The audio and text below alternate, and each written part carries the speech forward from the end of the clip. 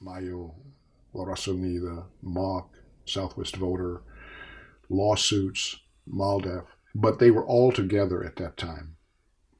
Uh, and and there was the city was boiling over. So these were times that they were a catalyst. There was great change in the air, and one should always pinch oneself to be aware and alert when these big changes are occurring. It was truly a transformative time, and I think all of us, that is, Angel and Willie and Mario, we were too young to really realize how big it would be, and what kind of mark it would make. And there were, I mean, you look what Southwest Voter has done.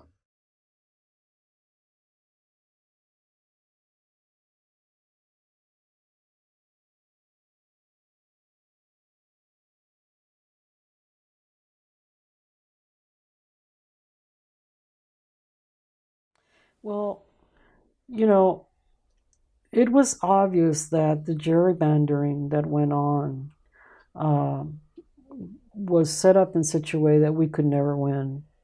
We Latinos could never win, whether that was the Senate, the Congress, the House, um, the city. It was all stacked against us, and uh,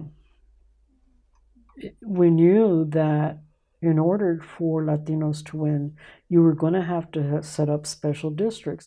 So for many years, I was able to, both on a volunteer basis and then through Mexican American Equal Rights, to help MALDEF with research. And there were a bunch of us: Gloria Cabrera, Jesse Roy Boteo, George Corbel was leading the charge at the time at MALDEF, and then later Al. Charlie was a expert witness in several of those cases. Had also been involved in some of the education cases, but Mexican American Equal Rights was mainly about the single member districts.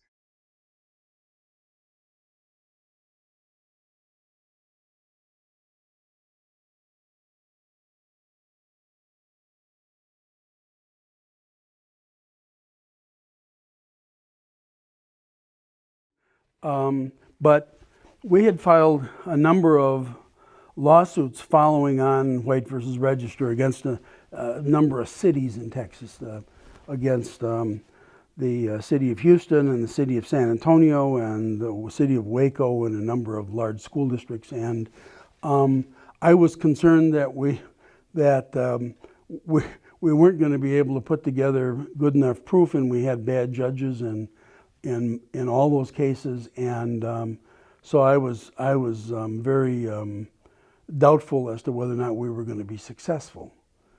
And so when I testified before the House and the Senate, what I did is I went into detail about all of these problems that we had, and that became then again the roadmap for what the Department of Justice does then once the Voting Rights Act is extended to Texas.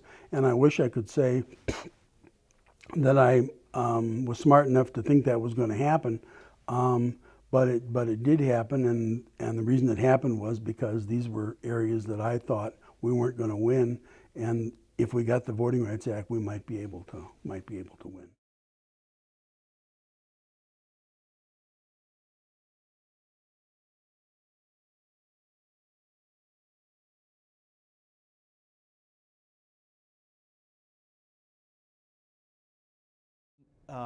My most, I guess, formative recollections of LULAC is not so much the organization as the people that make up the organization and the local individuals that would come to MALDEF and ask us, would tell us about their political situation and would ask us for representation.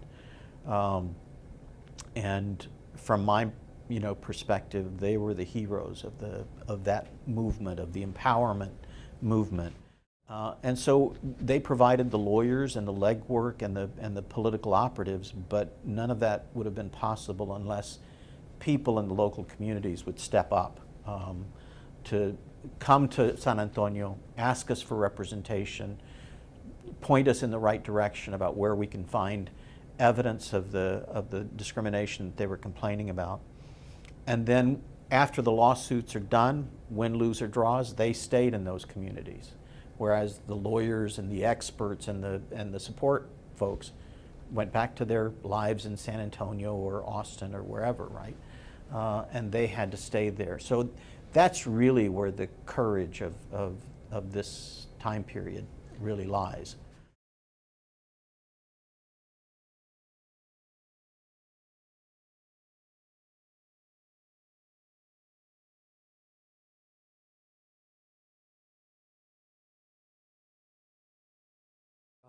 In 1974. At the time, I knew almost nothing about Latino civil rights. I knew almost no Spanish. I'd grown up, as I said, in this very racial, polarized world in Galveston, so it was all new to me.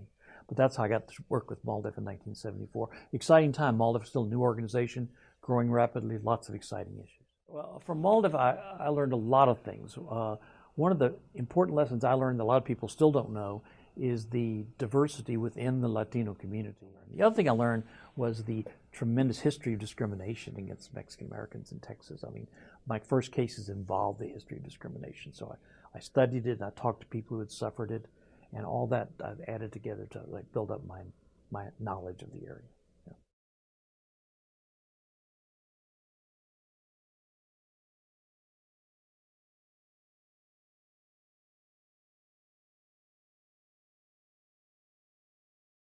Well, I don't want to claim too much for it, but you know, when people do talk about the Voting Rights Act in general, both in the South and elsewhere in the country, they use this metaphor of the keys to the kingdom. And when you open the gates to everybody participating, it means that everybody has to be dealt with and everybody can apply pressure.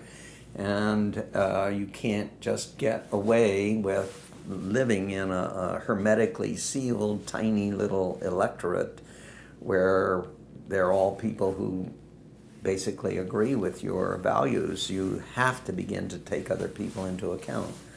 So I think that the story of the rise, the insurgency of the Latino community in this country is a very complicated one.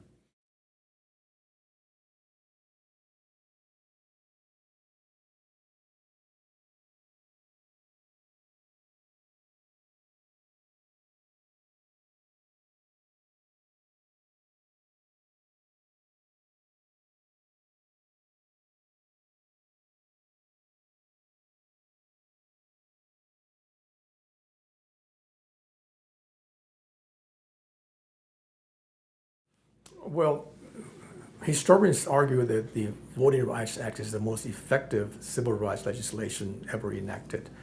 And therefore, from that perspective, bringing the act to our community was extremely important.